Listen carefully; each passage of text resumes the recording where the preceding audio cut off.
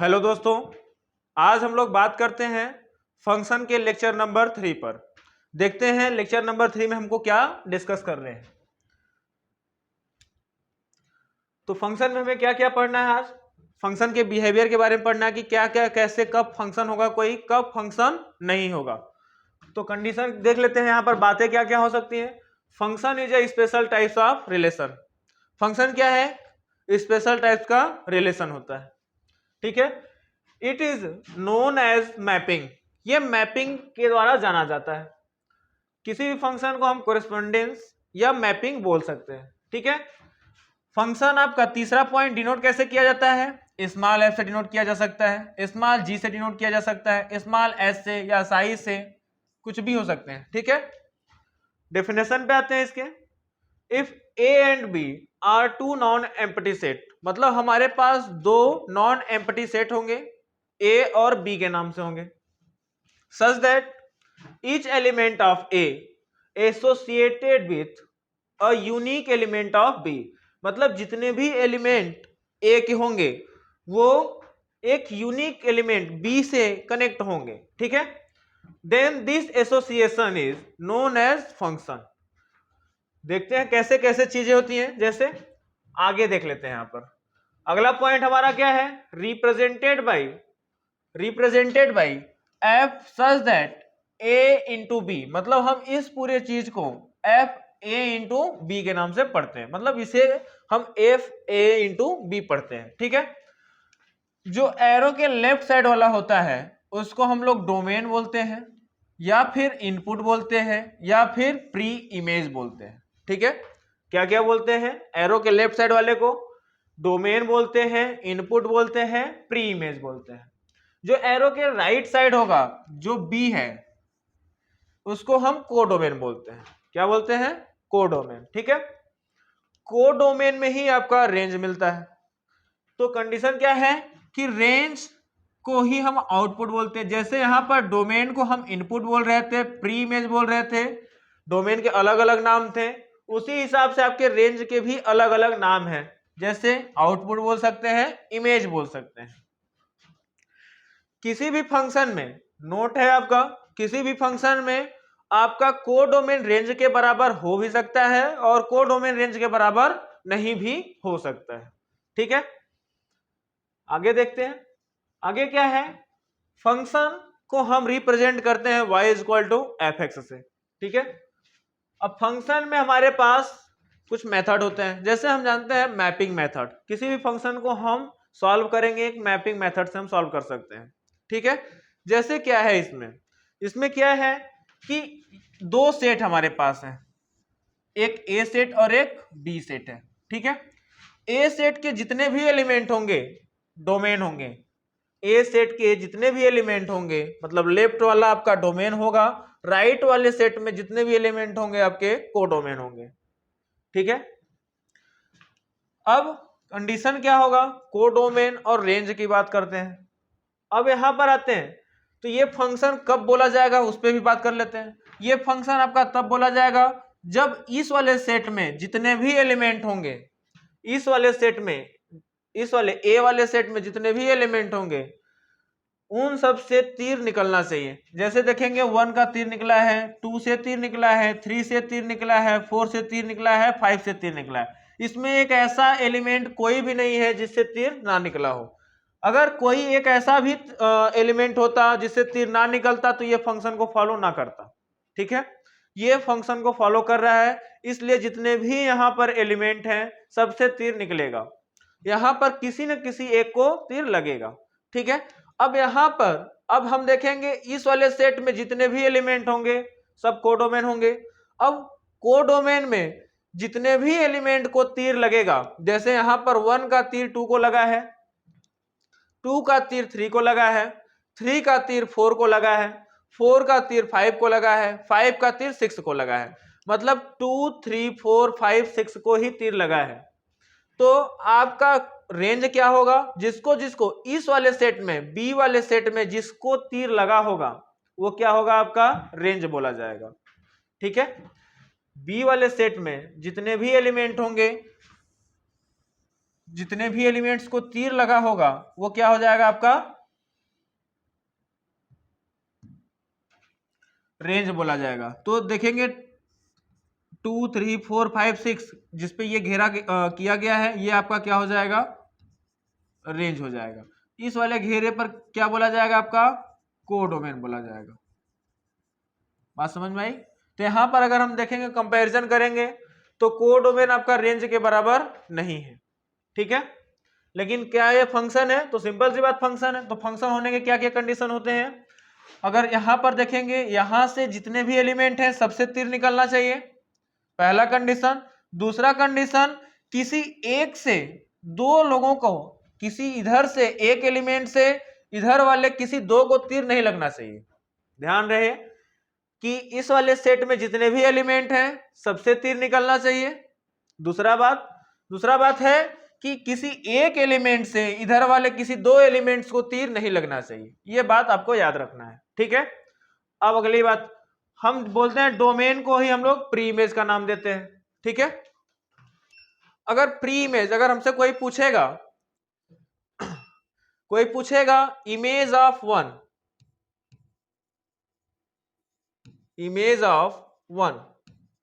क्या बताएंगे? Image of one का मतलब वन का तीर किसको लगा है? टू को लगा है। तो वन का इमेज कौन है? टू है। बीच में आप मिरर खड़ा कर दीजिए तो इसका इमेज ये बनेगा। टू का इमेज कौन बनेगा? थ्री बनेगा। फोर का इमेज कौन बनेगा? फाइव बनेगा। फाइव का इमेज कौन बनेगा? सिक्स बनेगा। पहला। दूसरा, कोई पूछेगा आप बताओ फाइव का इमेज क्या होगा? इमेज ऑफ फाइव, तो क्या बताएंगे? फाइव का तीर किसको लगा है? सिक्स को लगा है। तो क्या हो जाएगा हमारा? सिक्स हो जाएगा आंसर। रिवर्स में पूछते हैं, इधर वाले एलिमेंट्स को जिसको रेंज बोला जा रहा है, मतलब जो रेंज है 2 3 4 5 6 ये रेंज है, इसको हम लोग जानते हैं, इसको हम प्री इमेज बोलते हैं, सॉरी इमेज बोलते हैं, है ना भाई? क्या बोलते हैं? इमेज। इसको इमेज बोलते हैं। अब कोई पूछेगा कि टू का प्री इमेज, जैसे वन का इमेज अगर पूछा जाता तो टू था, अब टू का प्री इमेज कोई पूछेगा तो क्या बताएंगे? वन बताएंगे। तो तीसरा बात, अगर कोई पूछेगा pre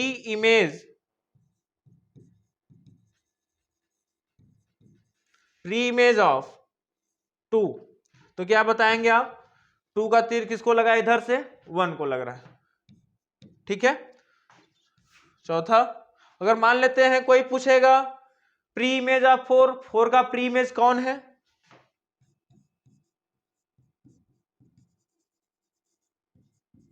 pre image of four, तो इधर से अगर हम देखेंगे तो थ्री का इमेज कौन था? फोर था। अब फोर का प्री इमेज कौन बनेगा? थ्री बनेगा। बात समझ में आ गई? तो ये सब हमारे ऐसे क्वेश्चंस बन सकते हैं, ठीक है। अगला, ordered pair method. Ordered pair method आपका मैपिंग मेथड से ही आता है, ये कोई ऐसा खास मेथड नहीं होता है, ठीक है। अगर ऑर्डर्ड पेयर में लिखना होगा तो हम लोग इसी के अकॉर्डिंग रखते हैं। जैसे अब वन का तीर किसको लगा है? टू लगा है, तो 1, 2 बोल देंगे। टू का तीर किसको लगा है? तो 2, 3 बोल देंगे। थ्री का तीर किसको लगा है? तो 3, 4 हो जाएगा। फोर का तीर किसको लगा है? तो 4, 5 हो जाएगा। फाइव का तीर किसको लगा है? तो 5, 6 हो जाएगा, ठीक है। तो हम पढ़ेंगे क्या? F such that curly brackets में 1, 2, 2, 3, 3, 4, 4, 5, 5, 6 कर्ली ब्रैकेट्स बंद, ठीक है। तो आपका इस वाले फंक्शन में अगर हम देखेंगे जो फर्स्ट एलिमेंट है वो किसको डिनोट करता है? डोमेन को डिनोट करता है। ये सब क्या होता है? डोमेन होता है, ठीक है। जो सेकेंड एलिमेंट होता है वो किसको डिनोट करता है? रेंज को डिनोट करता है। रेंज को मतलब वन को रखने पर टू आया, टू को रखने पर थ्री आया, थ्री को रखने पर फोर आया, फोर को रखने पर फाइव आया, फाइव को रखने पर सिक्स आया। एक वैल्यू रखी जा रही है तो दूसरे ऑटोमेटिक हमको वैल्यू मिल रही है। मतलब रखने वाले को जो रखा जा रहा है वो डोमेन बोला जाता है, जो अपने आप रखने से मिल रहा है, एक्स की कुछ वैल्यू रखने पर जो मिल रहा है वो हमें रेंज बोला जाता है, ठीक है।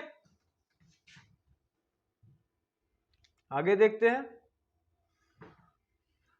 अब हमारे पास ऐसे मान लेते हैं मैपिंग मेथड से अगर हमको बताना होगा, हमारे पास दो सेट होंगे, ठीक है। दो सेट होंगे, अगर हमको इनको देख के बताना होगा कि ये फंक्शन है या नहीं है, तो बात आएगा कि पहला आपका फंक्शन है, दूसरा फंक्शन है, तीसरा फंक्शन नहीं है, चौथा फंक्शन नहीं है। तो बात आएगा कि हम कैसे डिसाइड करेंगे कि ये सब फंक्शन है, कौन सा फंक्शन नहीं है। तो आपको पता है, आप फंक्शन का नाम पढ़ रहे हैं, तो आपको फंक्शन जब पढ़े होंगे तो शुरुआत में सबसे पहले फंक्शन का नाम पढ़ने से पहले आपको फंक्शन याद आया होगा कि कहीं जैसे शादी ब्याह में जाते हैं, किसी रिसेप्शन में जाते हैं, वो फंक्शन आपको याद आया होगा, हो सकता है वही फंक्शन नाम मिले हमको। तो हम उसी का एग्जाम्पल लेते हैं।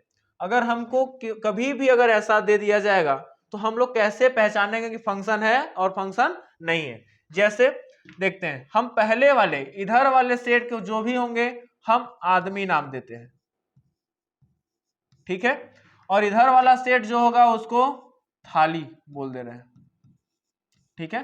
इधर वाला जो है आदमी और थाली, ये वाला आपका आदमी हो जाएगा, ये वाला आपका थाली होगा, आदमी थाली, ठीक है। अब चलते हैं, क्या है, इस वाले सेट में जितने एलिमेंट है सबको आदमी बोल देना, इस वाले सेट में जितने भी एलिमेंट है सबको थाली बोलो। देखो भाई, एक आदमी एक थाली में खाना खा रहा है, क्या ये पॉसिबल है? तो ये पॉसिबल है। कोई आदमी फंक्शन में जाएगा तो एक आदमी एक ही थाली में खाना खाएगा, है ना। फिर से देखेंगे, दूसरा कोई आदमी है एक थाली में खाना खा रहा है, तीसरा कोई आदमी है एक थाली में खाना खा रहा है, चौथा कोई आदमी है कोई एक थाली में खाना खा रहा है, ठीक है। तो बात आएगा क्या ये फंक्शन है? तो सिंपल सी बात है, एक आदमी एक थाली में खाना खा रहा है मतलब एक हाथ से खाना खा रहा है, मतलब वो फंक्शन है। तो क्या ये फंक्शन बोला जाएगा? तो सिंपल सी बात, ये फंक्शन होगा। दूसरे पर आते हैं, हाँ भाई, एक आदमी एक थाली में खाना खा रहा है, एक आदमी एक थाली में खाना खा रहा है, एक आदमी एक थाली में खाना खा रहा है, एक आदमी एक थाली, सॉरी, दो आदमी, दो भाई हो सकते हैं, ये दो भाई एक थाली में खाना खा रहे हैं, ठीक है। एक आदमी एक थाली में खाना खाया, एक आदमी एक थाली में खाना खाया, दो भाई कोई हैं जो एक थाली में खाना खा रहे हैं, भले आपका थाली बचा रहे उससे मतलब नहीं है। क्या ये पॉसिबल है? तो ये फंक्शन हो सकता है, ये पॉसिबल है, ठीक है। हाँ भाई, ध्यान देंगे, अगर कोई पूछेगा कोडोमेन क्या है, इस वाले सेट को देख के बताना होगा। तो कोडोमेन आपका 1 2 3 4 है। रेंज क्या है? तो रेंज जिसको जिसको तीर लगा होता है कोडोमेन में एलिमेंट को, वो रेंज होता है। तो बात आएगा कि यहाँ पर कोडोमेन और रेंज बराबर है, तो कोडोमेन यहाँ पर रेंज के बराबर है। हम लिख दे रहे हैं कोडोमेन आपका, कोडोमेन में आपका क्या है 1 2 3 4 है। और रेंज के लिए अगर देखा जाए, रेंज में भी क्या है, रेंज में क्या, रेंज उसी को बोला जाएगा जिसमें कोडोमेन वाले एलिमेंट्स को तीर लगा होगा। तो 1 को भी तीर लगा है, 2 को भी तीर लगा है, 3 को भी तीर लगा है और 4 को भी तीर लगा है। मतलब यहाँ पर देखने को मिल रहा है हमको कि कोडोमेन आपका रेंज के बराबर है। यहाँ पर हम बोल सकते हैं कोडोमेन आपका रेंज के बराबर है, ठीक है। दूसरे वाले में देखते हैं, दूसरे वाले में कोडोमेन कौन कौन सा हो सकता है? कोडोमेन है आपका 1 2 3 4। और रेंज के लिए अगर बात करेंगे तो रेंज का मतलब कोडोमेन में उस एलिमेंट को रेंज बोला जाता है जिसको तीर लगा होगा। तो तीर किसको लगा है? 2 को तीर लगा है, 3 को तीर लगा है, 4 को तीर लगा है। क्या यहाँ पर कोडोमेन रेंज के बराबर होगा? तो कोडोमेन यहाँ पर रेंज के बराबर नहीं होगा। Codomain is not equal to range. बात समझ में आया? हाँ भाई, यहां पर देखेंगे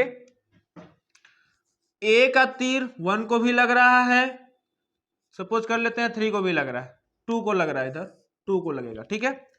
थोड़ा सा टेढ़ा मेढ़ा हो गया। एक आदमी है जो कि 2 थाली में खाना खा रहा है।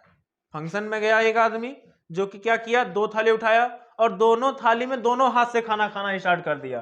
तो क्या ये आदमी फंक्शन में जाने लायक है? तो फंक्शन में जाने लायक नहीं है। भले अगर हम देखें, अब क्या होगा, बी का तीर 3 को लग रहा है, सी का तीर 4 को लग रहा है और डी खाली है, डी इधर खाली है। यहां पर दोनों दो रूल फेल हो रहे हैं, दो रूल फेल हो रहे हैं। कहने का मतलब एक का तीर 2 को लग रहा है और इधर वाले में क्या है, एक ऐसा व्यक्ति है जिसको थाली ही नहीं है। जो तो खाना खाने गया है फंक्शन में, लेकिन इसके पास थाली है ही नहीं, तो क्या ये फंक्शन सही है? तो ये फंक्शन नहीं है। समझ में आई बात? यहां पर अगर देखेंगे, यहां पर देखेंगे दो भाई एक थाली में खाना खा रहे हैं, तीसरा आदमी एक थाली में खाना खा रहा है, चौथा आदमी फंक्शन में गया है, थाली भी है लेकिन खाना नहीं खा रहा है। बात है क्यों खाना नहीं खा रहा है? हो सकता है तबीयत खराब हो। तो क्या ये फंक्शन में जाने लायक है? तो फंक्शन में जाने लायक नहीं है, मतलब ये फंक्शन नहीं होगा। ठीक है, चलिए आगे देखते हैं। इन फंक्शन मतलब फंक्शन में हमें क्या क्या चीजें हो सकती हैं। All function is relation but all relation is a function is not necessarily. मतलब सारे फंक्शन आपके रिलेशन हो सकते हैं लेकिन सारे रिलेशन आपके फंक्शन नहीं हो सकते। For every x y should be defined. अगला पॉइंट है आपका there should be only one y for every x. अगला पॉइंट है हम लोगों को, अगला पॉइंट हमारे पास है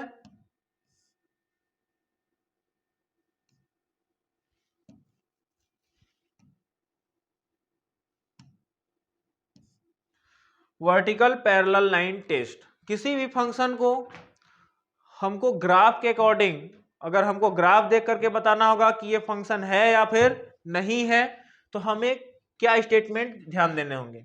हमारे पास स्टेटमेंट है if any vertical line cuts the graph of the function at more than one point then it is not a function।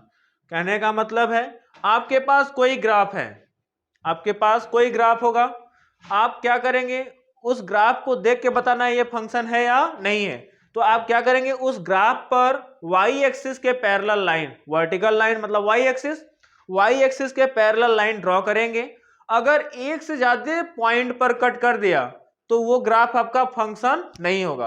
अगर एक पॉइंट पर बोला क्या गया है if line intersect at one point then it is function, मतलब अगर वही लाइन आपको ग्राफ पर किसी एक पॉइंट पर इंटरसेक्ट कर रहा है तो वो फंक्शन बोला जाएगा।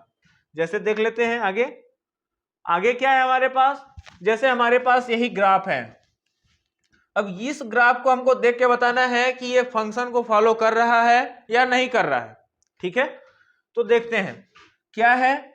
अगर हमने देखा कि ये किसका ग्राफ है आपका y square is equal to 4ax का है, y square is equal to 4ax का है। ठीक है, अगर हमने देखा तो अब हम यहां पर देखेंगे उस टाइप्स का ग्राफ है।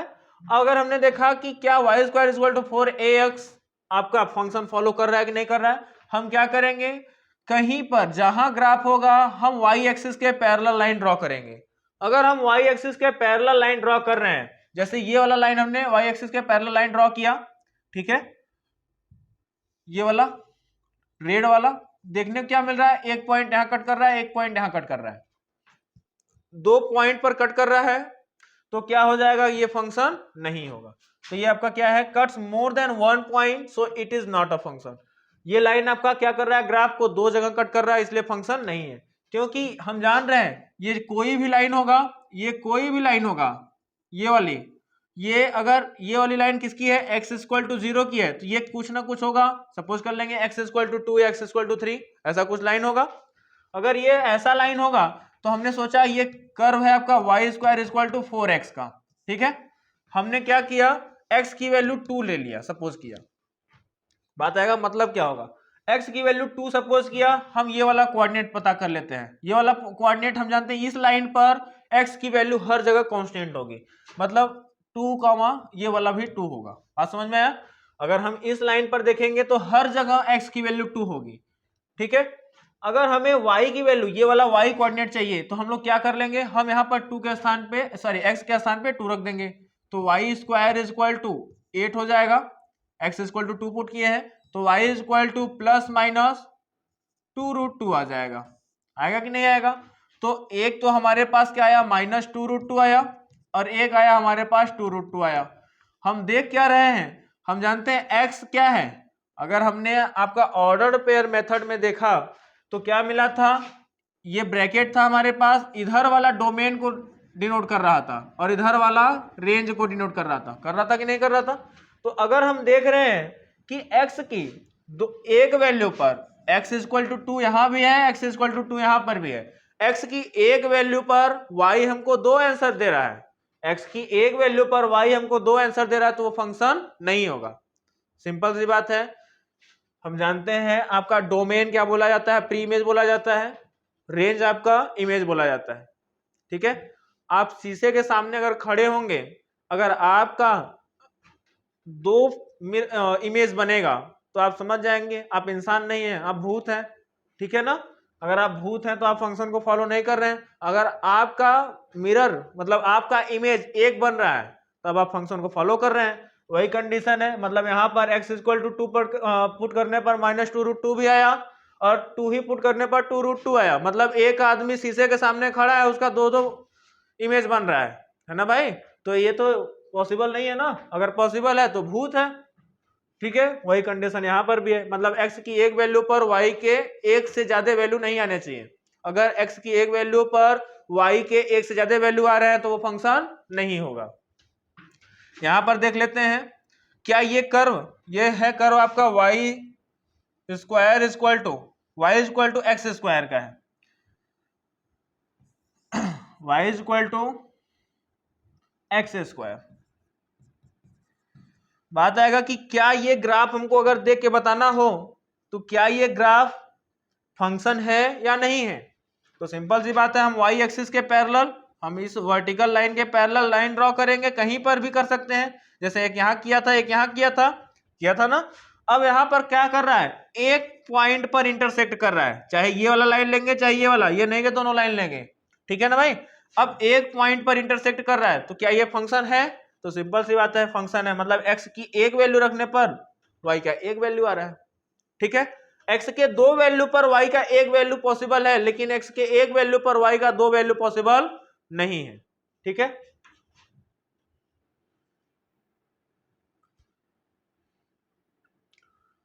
तो ये है cut at one point so it is a function, मतलब पिछला वाला आपका ग्राफ क्या था, फंक्शन है। अब देख लेते हैं अगला, y equal to root x का ये वाला ग्राफ बनता है। अगर हमको ये वाला देख के बताना होगा कि क्या ये आपका फंक्शन है, तो आपको वर्टिकल लाइन के पैरेलल लाइन ड्रॉ करना होगा।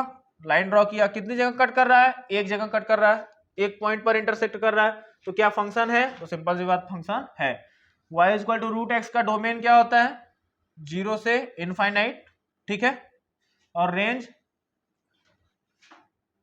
भी 0 से इनफाइनाइट होता है। ठीक है,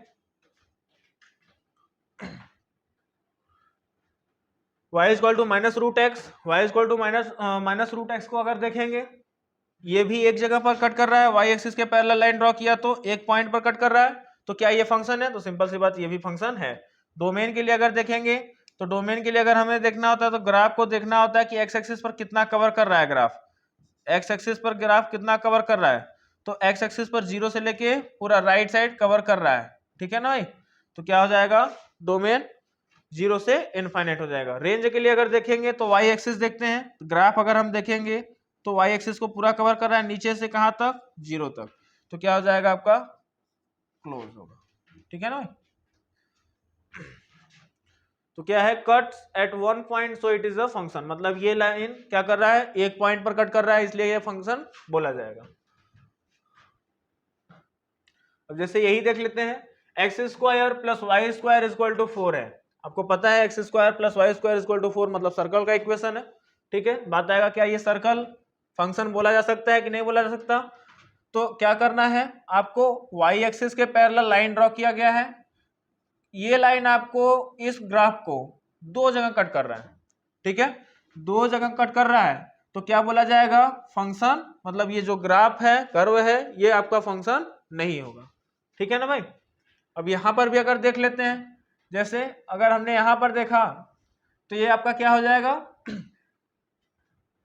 हमने x इक्वल टू 1 लिया, सपोज करते हैं x इक्वल टू 1 रखा। ठीक है, अगर x इक्वल टू 1 रखा तो हमें y बराबर क्या मिल जाएगा, तो y square is equal to 3 हो जाएगा, y is equal to plus minus root 3 आएगा।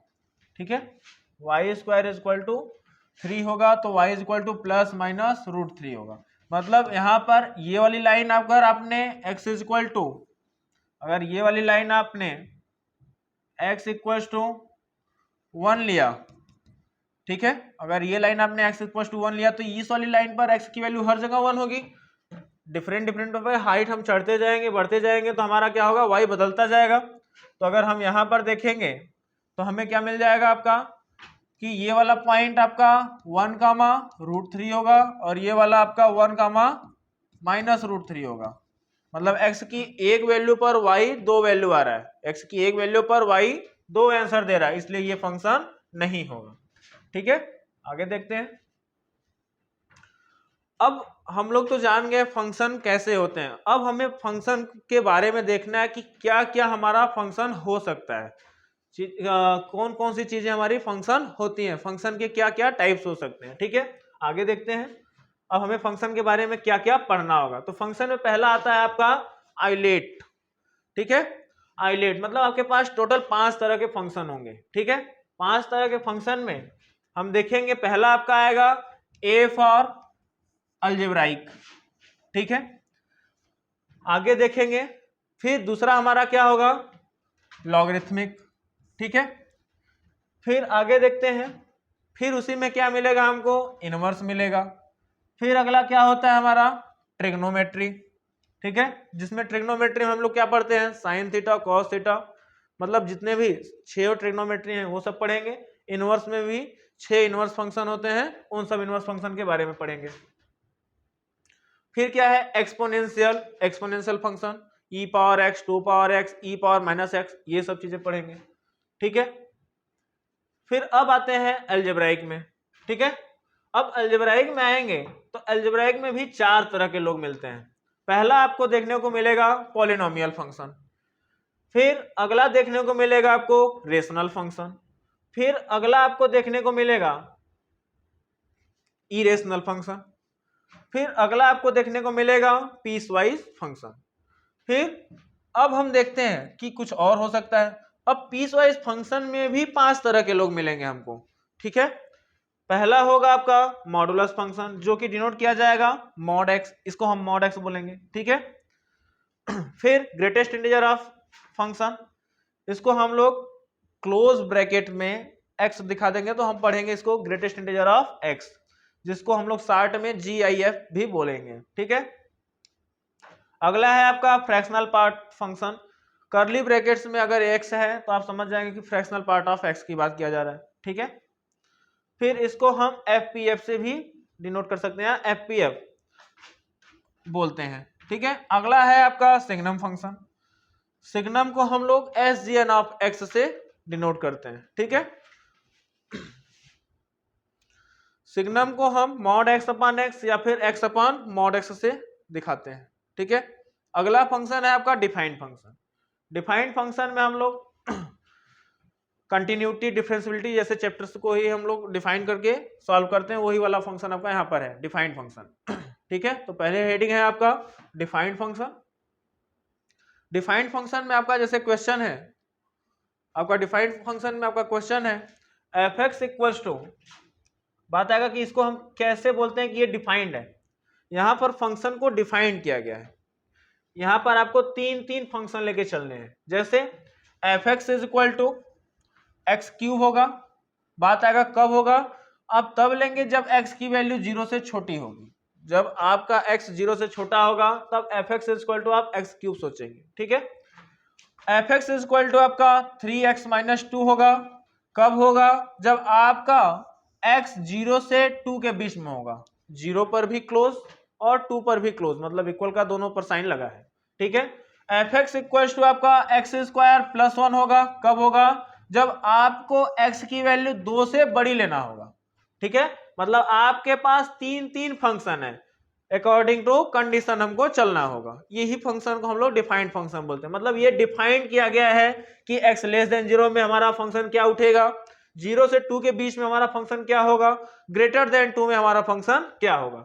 तो बोला क्या गया है, find value of f(-2), f(3) plus f(0).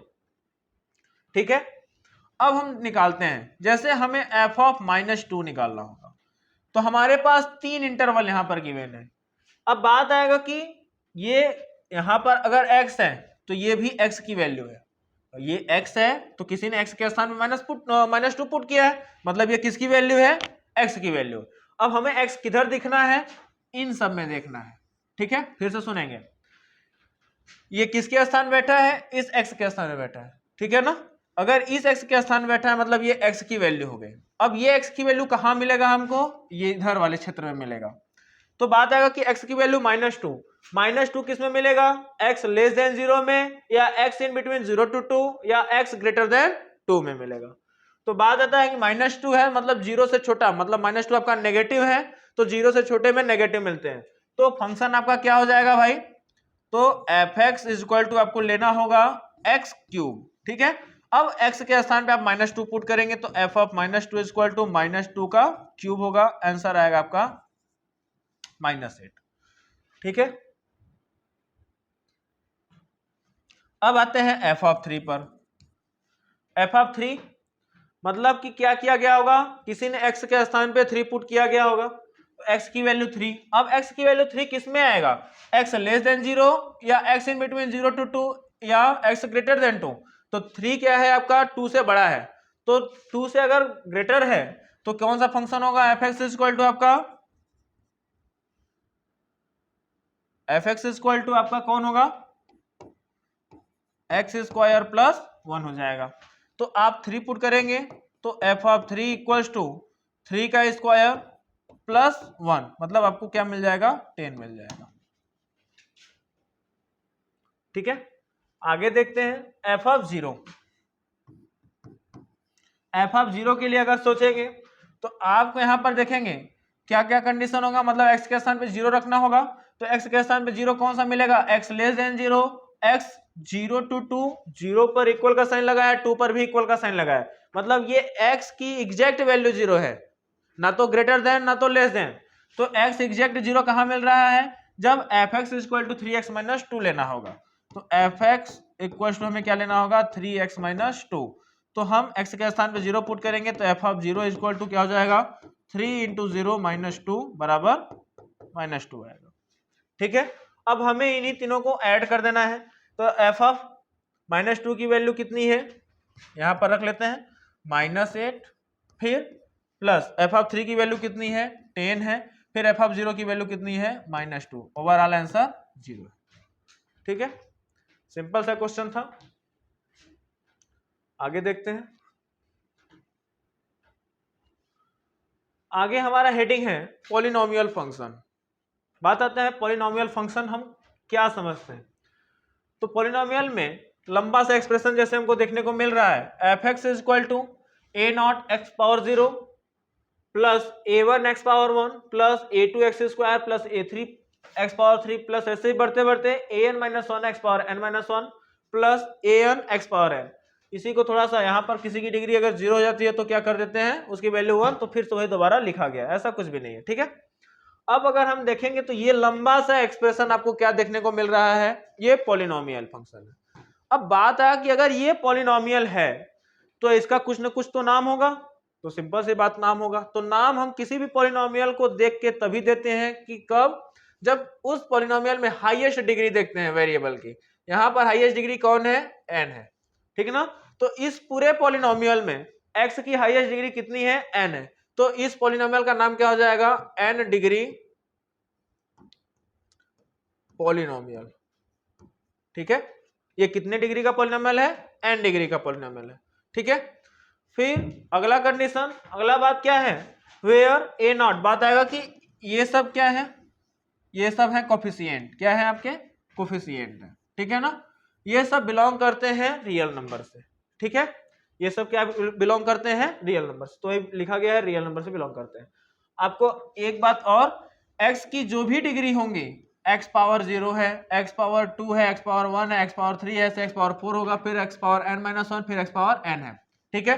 ये सब क्या होंगे, 0 से स्टार्ट हुआ है। क्या आपको देखने को मिल रहा है कि नेगेटिव है, तो नेगेटिव नहीं है। क्या आपको देखने को मिल रहा है कि फ्रैक्शन में, फ्रैक्शन भी नहीं है। क्या आपको देखने को मिल रहा है कि डेसिमल में कोई नंबर, कुछ भी नहीं है, है ना भाई। तो क्या होगा, ये जितने भी डिग्री होंगे वो क्या होंगे, होल नंबर को बिलोंग करेंगे, यानी फिर नॉन नेगेटिव इंटीजर। हाँ, एक बात और याद रखना है कि अगर हमने देखा a0, a1, a2, a3, an belong करेंगे रियल नंबर से, तो ध्यान रहना चाहिए कि जो an होगा वो नॉट इक्वल टू 0 होगा। बात आएगा क्यों 0 के बराबर नहीं होगा, क्योंकि हम जानते हैं रियल नंबर में 0 भी आता है, और हम 0 के बराबर इसलिए नहीं लेंगे क्योंकि ये n डिग्री पॉलिनोमियल है। इसका लीडिंग कोफिशिएंट क्या है, ये लीडिंग कोफिशिएंट an है। जिस दिन ये an की वैल्यू 0 हो जाएगी, an 0 हो जाएगा तो x पावर n भी हट जाएगा, क्योंकि 0 से मल्टीप्लाई होकर x पावर n भी 0 हो जाएगा। तो आपका ये एक्सप्रेशन कहां तक दिखेगा, an minus one x power n minus one. अब maximum degree n minus one बची है, इसलिए क्या नाम हो जाएगा इसका, n minus one degree polynomial. तो क्या करना है, n डिग्री पॉलिनोमियल जिंदा रहने के लिए इसका जो लीडिंग कोफिशिएंट है मतलब an है वो 0 के बराबर नहीं रखना है। बात समझ में आई। अगली बात, अब अगला चीज क्या है, बात आया कि मान लेते हैं सर कि ये सब जो है, अगर ये लंबा सा एक्सप्रेशन आपका पॉलिनोमियल है, तो अगर हम देखें कि मान लेते केवल ये यहां से यहां तक का अगर हम एक्सप्रेशन लेते, तो क्या ये पॉलिनोमियल होता या पॉलिनोमियल नहीं होता। तो बात आता है भाई ये पॉलिनोमियल के खानदान से आया है, उसी के परिवार से आया है, तो सिंपल सी बात है ये पॉलिनोमियल होगा, है ना। अगर ये पॉलिनोमियल होगा तो बात आएगा कि जो ये लंबे से एक्सप्रेशन का नाम था n डिग्री पॉलिनोमियल, तो इस पॉलिनोमियल का नाम क्या होगा। तो चूंकि हम इसको लिखेंगे f(x) is equal to a naught, f(x) is equal to a naught लिखेंगे। अगर हम f(x) is equal to a naught लिख रहे हैं, थोड़ा सा हम इसको अच्छे ढंग से लिख लेते हैं तो ये a की तरह दिखने लगता है। अगर f(x) is equal to a दिखने लगता है तो क्या हो जाता है, ये कांस्टेंट पॉलिनोमियल बन जाता है, यही है कांस्टेंट फंक्शन नाम दे दिया गया, ठीक है। फिर अगली बात, मान लेते हैं सर f(x) यहां से लेकर के यहां तक होता तो क्या होता, अगर f(x) आपका a naught x degree 0 plus a1 x power 1 होता तो क्या ये पॉलिनोमियल होता। तो सिंपल सी बात है ये भी पॉलिनोमियल के परिवार से आया है, ये भी पॉलिनोमियल होता। तो बात आएगा कि इस पॉलिनोमियल का नाम क्या होगा, इस पॉलिनोमियल को नाम देने के लिए थोड़ा सा क्या किया जाएगा, इसको मेकअप किया जाएगा अच्छा दिखने के लिए। तो किस तरह दिखेगा, ax प्लस बी की तरह दिखेगा। अगर ये ax प्लस बी की तरह दिख रहा है तो इस फंक्शन में, इस एक्सप्रेशन में x की मैक्सिमम डिग्री कितनी है, 1 है, इसलिए क्या नाम दे दिया जाएगा, लीनियर फंक्शन नाम दे दिया जाएगा, ठीक है। फिर अगली बात, मान लेते हैं सर अगर ये एक्सप्रेशन हमको देखने को मिलता तो क्या होता। तो कोई बात नहीं, f(x) इक्वल टू आपका क्या होता, a naught x degree 0 plus a1x plus a2x square. बात आता क्या ये भी पॉलिनोमियल है, तो सिंपल सी बात है ये भी पॉलिनोमियल है क्योंकि उसी के परिवार से आया है। अब उसी के परिवार से आया तो ये भी पॉलिनोमियल, तो बात आएगा कि इसका क्या नाम होगा। तो हम लोग क्या करेंगे, इसका भी मेकअप करेंगे, तो ये दिखेगा आपको ax square plus bx plus c दिखेगा, ठीक है।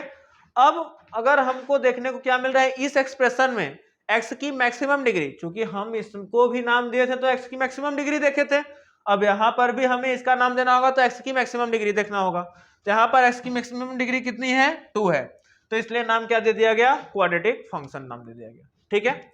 फिर अगला देखते हैं, मान लेते हैं अगर ये वाला एक्सप्रेशन होता तो क्या होता, फिर से वही देख लेते हैं। अगर f(x) is equal to a naught x degree 0 plus a1x plus a2x square plus a3x cube है, क्या ये पॉलिनोमियल होगा। तो सिंपल सी बात है ये भी पॉलिनोमियल होगा।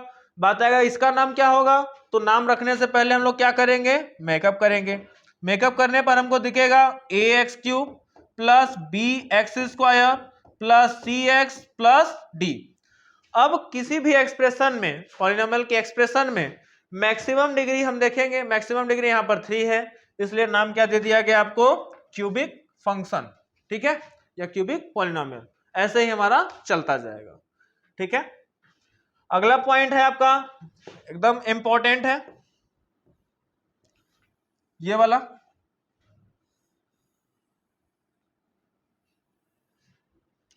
डोमेन ऑफ पॉलिनोमियल फंक्शन, कोई भी पॉलिनोमियल आपको दिखेगा, कोई भी पूछेगा कि किसी भी पॉलिनोमियल का डोमेन क्या होगा, आपको आंख बंद करके बताना है।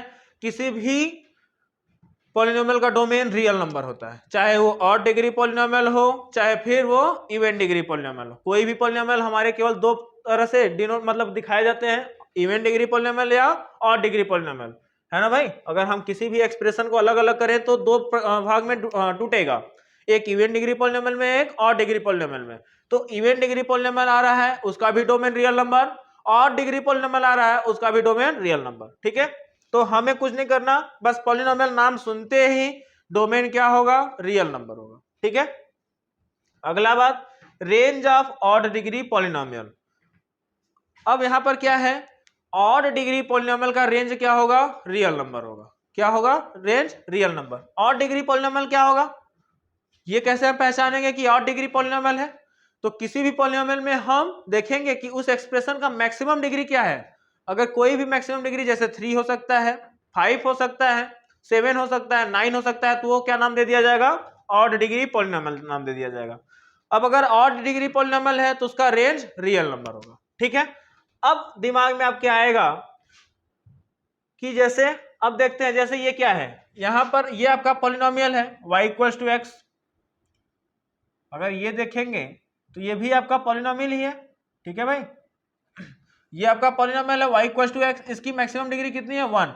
ये ग्राफ जो है ये y = x का है, किसका है, y = x का है, y = x का है। अगर हम इसके रेंज के बारे में देखें तो रेंज हमें अगर कभी भी ग्राफ देख करके बताना होगा तो हम देखते हैं कि जो ग्राफ है y एक्सिस आपका ये वाला है, ये वाला आपका y एक्सिस है। हम देखेंगे कि इस ग्राफ ने y एक्सिस पर कितना कवर किया है, तो पूरा -∞ से +∞, -∞ से +∞। तो रेंज क्या हो जाएगा इसका, रियल नंबर होगा। तो समझ में आया, डिग्री आपका 1 यहां पर ऑड है ना भाई, तो रेंज क्या हो जाएगा आपका, रियल नंबर। अब डाउट आपके दिमाग में आएगा कि मान ले सर आपने तो इवन डिग्री पॉलिनोमियल का, सॉरी ऑड डिग्री पॉलिनोमियल का रेंज तो बता दिया कि रेंज रियल नंबर होगा, लेकिन मान लेते हैं अगर इवन डिग्री पॉलिनोमियल अगर आ गया तो क्या करेंगे, तो कुछ नहीं, आपका रेंज ऑफ क्वाड्रेटिक फंक्शन जैसे हमको बताना हो तो हमारे पास सपोज करेंगे f(x) = ax² + bx + c, where a b c आपका रियल नंबर को बिलोंग कर रहा है, a ≠ = 0 है, ठीक है। तो यहां पर दो केस बनेंगे, दो केस का मतलब आपका लीडिंग कोफिशिएंट देखा जाएगा। ये क्या होगा, आपका लीडिंग कोफिशिएंट होगा, ठीक है। लीडिंग कोफिशिएंट के दो कंडीशन हो सकते हैं, या तो वो >0 होगा या तो <0 होगा। इक्वल टू 0 जिंदगी में नहीं होगा। अगर जिस दिन इक्वल टू 0 हो जाएगा ये क्वाड्रेटिक नहीं रह जाएगा, लीनियर बन जाएगा। यहां पर आपको दे दिया गया है ≠ = 0, तो ≠ = 0 का मतलब कोई चीज अगर ≠ मतलब a > 0 है, a <0 है, ठीक है ना। अब यहां से दो रास्ते खुले हैं, तो दो रास्ते में क्या होगा, अगर a आपका पॉजिटिव है, a आपका पॉजिटिव है तो रेंज होगा आपका -d/4a टू इनफाइनाइट। d आपका क्या है, d आपका है डिस्क्रिमिनेंट,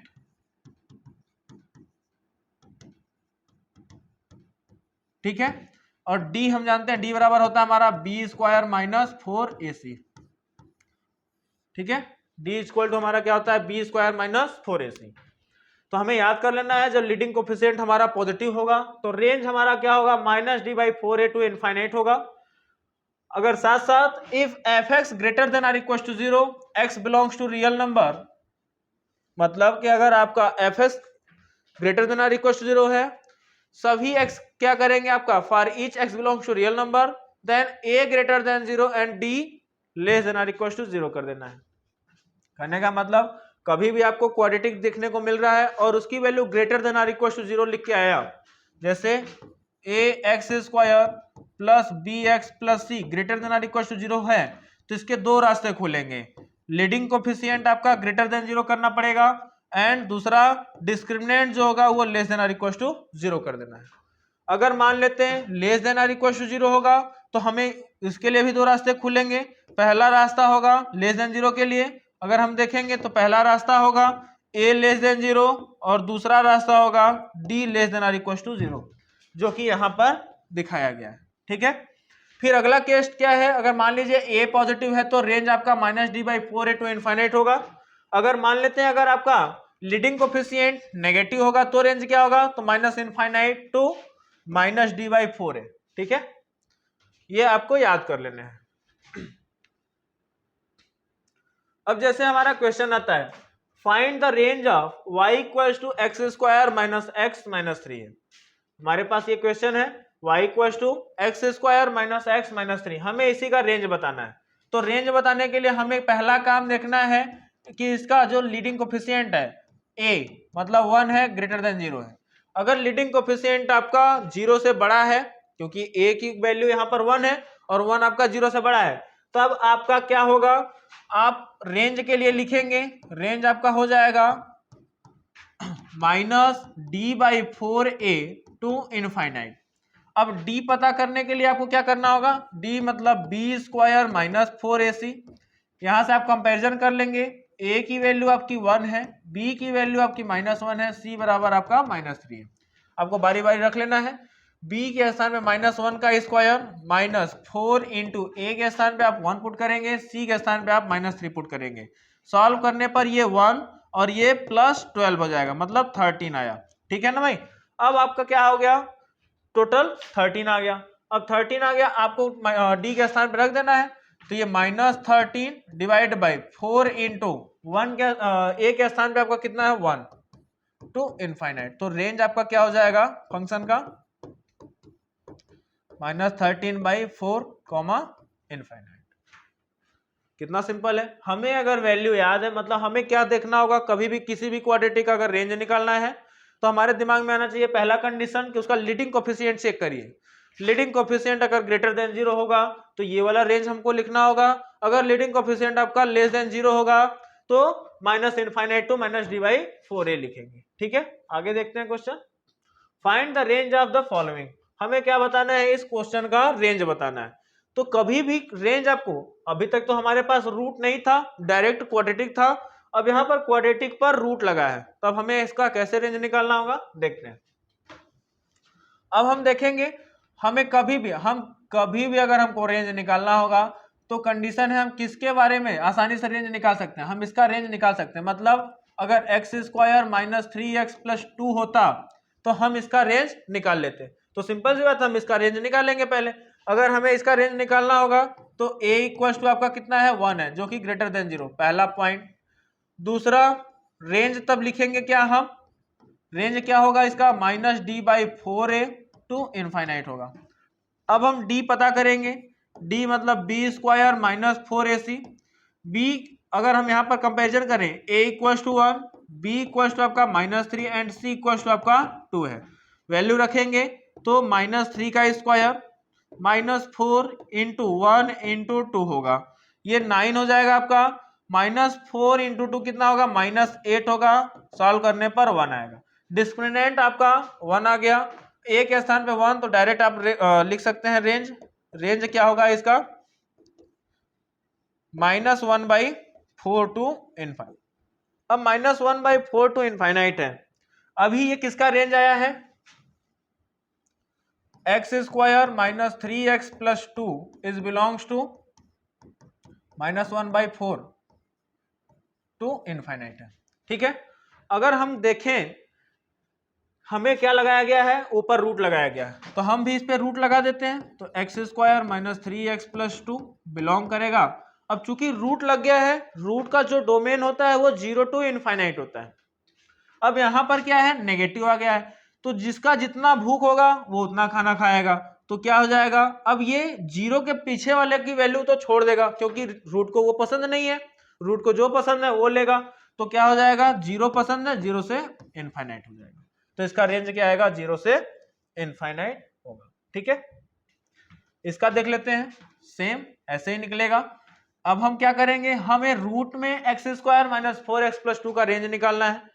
लेकिन बात आएगा कि मान लेते अगर हमारे पास केवल x square minus 4x plus 2 होता तो हम इसका रेंज आसानी से निकाल लेते। तो बात आएगा पहले इसी का रेंज निकालते हैं। तो यहाँ पर a इज इक्वल टू 1 है, जो कि ग्रेटर देन 0।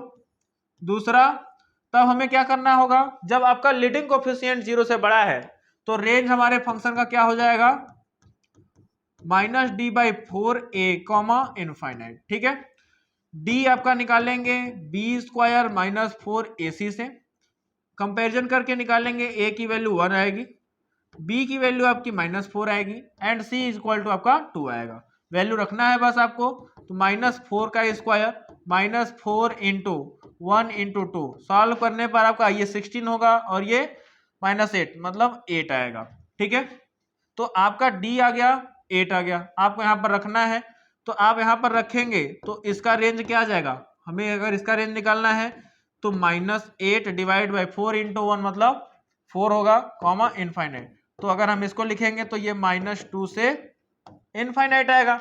ये किसका रेंज आया है, x square minus 4x plus 2 का, -2 से इनफाइनाइट। हम इसी पर क्या करते हैं, रूट अप्लाई कर देते हैं, रूट अप्लाई करेंगे तो x square minus 4x plus 2, फिर से वही बात, ये नेगेटिव है, हमें रूट लगाना है मतलब कि पॉजिटिव वाला वैल्यू लेना होगा। तो पॉजिटिव कहां से स्टार्ट होगा, 0 से इनफाइनाइट, 0 का रूट 0 हो जाएगा, इनफाइनाइट तक चला जाएगा। ठीक है, आगे देखते हैं, आगे क्या है, y is equal to x square minus x plus 1 divide by x square plus x plus 1। अब हमें कभी भी रेंज निकालना होगा क्वाड्रेटिक अपॉन क्वाड्रेटिक का, तो क्या करना होगा, आपको क्रॉस मल्टीप्लाई करना होगा। क्रॉस मल्टीप्लाई करते हैं, x square y plus x y plus y equal to x square minus x plus 1। हम सबको एक तरफ बुलाते हैं, तो आपको दिखेगा x square y plus x y plus y minus x square plus x minus 1 equal to 0 होगा। ठीक है, हम अब अगला काम हमारा रहेगा कि हम यहां से और यहां से अगर देखें तो एक्स स्क्वायर कॉमन कर सकते हैं। अगर हमने एक्स स्क्वायर कॉमन किया तो x square into y minus 1 बचेगा। ठीक है, अब यहां से देखते हैं x कॉमन करते हैं, अगर हमने यहां से x कॉमन किया तो हमें दिखेगा y प्लस 1 इंटू एक्स दिखेगा, फिर बचा कौन, y माइनस 1, तो plus y minus 1 equal to 0। ठीक है, यहां पर अगर देखेंगे तो ये इसका डोमेन जो होगा रियल नंबर होगा। ठीक है, कैसे होगा आगे आपको बताया जाएगा। ठीक है, क्योंकि आपको पता है ऊपर पॉलिनोमियल है, तो पॉलिनोमियल ऊपर वाला भी क्या हो जाएगा, पॉलिनोमियल अगर हम देखते ही बता देंगे डोमेन रियल नंबर होगा। डिनोमिनेटर में आपका x square plus x plus 1 है, ये पॉजिटिव क्वाड्रेटिक है आपका। अगर ये पॉजिटिव क्वाड्रेटिक है तो आप मतलब वहां पर एक्स के स्थान पर कुछ भी रखेंगे वो हमेशा 0 से बढ़ा देगा। अगर 0 से बढ़ा दे रहा है तो मतलब कोई डाउट नहीं है, मतलब कि आंसर एक अच्छा सा वैल्यू दे रहा है, मतलब पूरा फंक्शन आपका अगर एक अच्छा सा आंसर आ रहा है तो पूरा डोमेन आप रख सकते हैं, मतलब एक्स की वैल्यू आप कुछ भी रख सकते हैं, पूरे फंक्शन पर कोई प्रभाव नहीं पड़ने वाला। ठीक है ना, तो इसलिए पूरे फंक्शन का डोमेन क्या होगा, रियल नंबर होगा। अब ये क्वाड्रेटिक हम देख रहे हैं, ये क्वाड्रेटिक आपका किसके टर्म्स में है, एक्स के टर्म्स में, quadratic equation in terms of x है। अब कोई क्वाड्रेटिक आपका एक्स के टर्म्स में आ रहा है और आपको बोल दिया गया है कि एक्स आपका रियल नंबर को बिलोंग कर रहा है, एक्स आपका रियल नंबर को बिलोंग कर रहा है और क्वाड्रेटिक आपका एक्स के टर्म्स में है, तो हम जानते हैं कि अब इसका जितना भी आंसर आएगा वो क्या होगा, जो भी इसका डिस्क्रिमिनेंट रूट आएगा वो रियल होगा, क्योंकि यहां पर बोला है एक्स बिलोंग कर रहा है रियल नंबर से, तो इसका जितना भी रूट आएगा सब रियल होगा। और किसी भी क्वाड्रेटिक का रूट रियल करने के लिए हमें क्या करना होता है, d ग्रेटर देन और इक्वल टू 0 करना होता है। d का मतलब क्या होगा हमारा, b square minus 4ac greater than और इक्वल टू 0। b के स्थान पे आपका टोटल क्या है, y प्लस 1 माइनस 4, a के स्थान पे आपका y माइनस 1, c के स्थान पे भी आपका क्या है, y माइनस 1 ग्रेटर देन और इक्वल टू 0। ब्रैकेट खोलने आता है सबको, क्या मिलेगा, Y square plus 1 plus 2y, ये भी क्या हो जाएगा y माइनस 1 का होल स्क्वायर, तो हम ब्रैकेट खोलते चलेंगे तो -4y स्क्वायर माइनस 4y, केवल -4 इंटू 1, इसमें मल्टीप्लाई करेंगे, फिर प्लस हमारा 8y हो जाएगा। ठीक है, क्योंकि ये y square plus 1 minus 2y होता तो माइनस का मल्टीप्लाई करते चलेंगे तो जो प्लस था वो माइनस हो गया और जो माइनस था वो प्लस हो गया। तो अब अगर हमने इसको सॉल्व किया तो y square minus 4y square आपको दिखेगा -3y स्क्वायर। ठीक है, फिर 2y फिर प्लस 8y कितना हो जाएगा, प्लस आपका 10y हो जाएगा, होगा। फिर अगर देखेंगे आगे ये -4 ये +1 कितना हो जाएगा आपका -3 greater than or equal to 0 होगा। में काम करते हैं, लीडिंग कोफिशिएंट पॉजिटिव बनाते हैं। लीडिंग कोफिशिएंट पॉजिटिव बनाएंगे तो 3y² minus 10y plus 3 minus से मल्टीप्लाई करने पर साइन ऑफ इनइक्वालिटी चेंज हो जाएगा। अब ये क्वेश्चन हमारा इनइक्वालिटीज का हो गया। क्वेश्चन हमारा इनइक्वालिटीज का होते ही हमें आसान हो गया हमारे लिए कि इनइक्वालिटीज के दौरान क्या किया जाता है, कोई भी पॉलिनोमियल दे दिया जाएगा, आपको क्या करना है, उसको फैक्टराइज करना है। तो फैक्टराइज करने पर कंडीशन क्या है, इसका फैक्टराइज कैसे होगा, मल्टीप्लाई करने पर 9 ऐड करने पर -10, तो 3y² minus 9y minus y plus 3 लिख देंगे less than or equal to 0। यहां से आपका 3y कॉमन आ रहा है तो बचेगा क्या, y माइनस 3। यहां से आप -1 कॉमन कर लेंगे तो y minus 3 less than or equal to 0 होगा। ओवरऑल क्या कॉमन आ रहा है आपका, y माइनस 3, बचेगा आपका 3y minus 1 less than or equal to 0। बात हो चुका है हम लोगों का, दो ब्रैकेट का मल्टीप्लीकेशन अगर less than or equal to 0 आ रहा है तो आंसर क्या होगा, छोटे से बड़े में। यहां से 1/3 आएगा, यहां से 3 आएगा, तो छोटा आपका 1/3 है, बड़ा आपका क्या है 3 है। तो ये आपका y की वैल्यू आ गई, ठीक है, मतलब y इन बिटवीन 1/3 टू 3। अभी रुकना है हमको, रुकना इसलिए है क्योंकि यहां पर x² का जो लीडिंग कोफिशिएंट है y माइनस 1 है, हम इसको पकड़ते हैं। हम यहां से अगर y माइनस 1 इक्वल टू 0 करते हैं, y इज इक्वल टू 1 निकालते हैं, हम इस y की वैल्यू 1 को हम यहां पर पुट कर रहे हैं, ठीक है।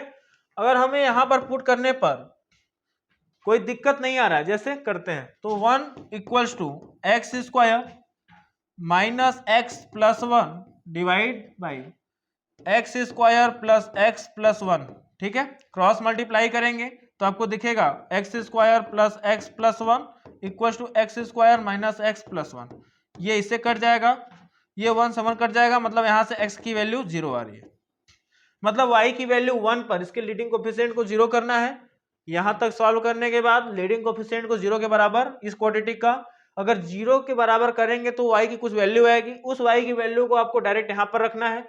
अगर कोई एक x की वैल्यू आ रही है तब तो ये y की वैल्यू पॉसिबल है।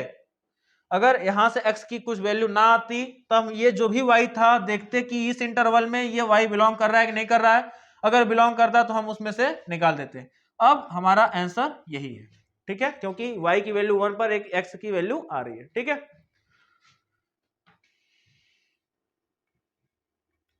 अगला क्वेश्चन है, if x is real then the value of the expression, मतलब हमें यहां पर बोल दिया गया है कि यहां पर हम x के स्थान पे कुछ भी रख सकते हैं, ठीक है। अगर यहां पर रख सकते हैं तो हमें कोई डाउट नहीं है। अब हमें क्या बताना है, हमें इस y की वैल्यू बतानी है, तो क्या करना है, आपको क्रॉस मल्टीप्लाई करना है। तो x² plus 2xy plus 3y equal to x² plus 14x plus 9 होगा। सबको एक तरफ बुलाएंगे तो x² plus 2xy plus 3y minus x² minus 14x minus 9 equal to 0 होगा। एक काम करना है, यहां से x² कॉमन आ रहा है तो y माइनस 1 बचेगा, x² बाहर जाएगा। यहां से अगर आप देखेंगे क्या कॉमन आ रहा है, आपका x कॉमन आ रहा है, तो आप लिखेंगे क्या, 2y माइनस 14 x बाहर जाएगा, ये 3y minus 9 plus 3y minus 9 equal to 0 कर देंगे। अब यहां से फिर से दिख रहा है हमको कि ये क्वाड्रेटिक है, quadratic in terms of x है। अब x के टर्म्स में क्वाड्रेटिक आ गया, मतलब यहां पर बोला गया है कि हमारा जो x है वो रियल नंबर है, मतलब x आपका रियल नंबर है, क्वाड्रेटिक आपको x के टर्म्स में ही है, तो ये जो भी होगा इसका जो भी रूट्स आएगा वो क्या होगा, रियल होगा, क्योंकि यहाँ पर x रियल है और रूट्स हमारा हम जानते हैं x की वैल्यू होती है। अगर x रियल है तो मतलब रूट्स रियल होगा, और रूट्स रियल होगा तभी जब d क्या होगा, greater than or equal to 0 होगा। तो d का मतलब b² minus 4ac greater than or equal to 0 करेंगे। b के स्थान पे आप रखेंगे क्या, यहां से 2 कॉमन कर लेंगे तो आपको मिलेगा y माइनस 7 का whole square minus 4 into a के स्थान पे आप लिखेंगे y माइनस 1 एंड इसके स्थान पे c के स्थान पे लिखेंगे आप 3 कॉमन करने पर y माइनस 3 बाहर रहेगा, ठीक है, greater than or equal to 0। आपने क्या देखा, ये 2 का स्क्वायर 4 होगा, यहाँ भी 4 है, 4 को हटा दीजिए पूरी तरह से, ये 2 का स्क्वायर है 4 रहेगा, यहाँ भी 4 है, 4 पूरा कॉमन कर लीजिए, बचेगा हमारा y माइनस 7 का होल स्क्वायर, ठीक है, माइनस ये 4 हट चुका है, बचा है हमारा 3 ये वाला, फिर y माइनस 1, फिर y माइनस 3 ग्रेटर देन और इक्वल टू 0, ठीक है। अब हम ब्रैकेट खोलते हैं, ब्रैकेट खोलने पर